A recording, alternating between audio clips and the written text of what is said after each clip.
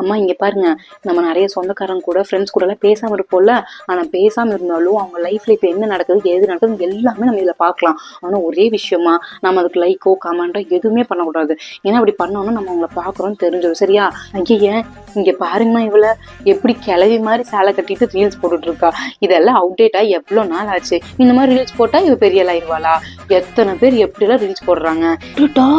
அம்மா இங்க வந்து பாருங்க, இவங்க அப்பா எல்லாத்தையும் என்னென்ன பேச்சு பேசுவாரு. என் பையனுக்கு அப்படி பொண்ணு எடுப்பேன் இப்படி பொண்ணு எடுப்பேன் நல்லா சொல்லுவாரு. கடைசியில இவன் அவங்க அப்பா டார்ச்சிலே தாங்காம ஓடி போய் கல்யாணம் பண்ணிட்டான் இருக்குமா. அம்மா ரோஹித் ப்ரொஃபைல போய் பாருங்க, எப்ப பார்த்தாலும் பொண்ணும் கூடயேதான் சுத்துவானான் இருக்குமா. ஆனா அவங்க அம்மா ஊர்ல இருக்கவங்க என்னென்ன பேச்சு பேசுவாங்க. ஒரு பொண்ணு ரோட்ல போன் பேசிட்டு போயிட்டாலே போதும் அவங்க அம்மா இவ வேற யாரோ வச்சிருக்கானால பேசுவாங்க. இப்ப அவங்க பையனை பாருங்க, எல்லா போஸ்ட்லயும் 5-6 பொண்ணு கூட தான் சுத்திட்டு இருக்கான். அம்மா உங்களுக்கு ஒரு ப்ரொஃபைல் அமைச்சிருக்கேன் பாருங்க, யாருன்னு தெரிஞ்சதா?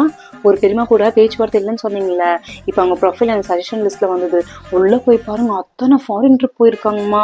நீங்க சொன்ன மாதிரி இருங்க, சொந்த வீட்டை வித்து இருக்கிற காசெல்லாம் ட்ரிப்புக்கே செலவு பண்ணிட்டாங்களாட்டிருக்கு.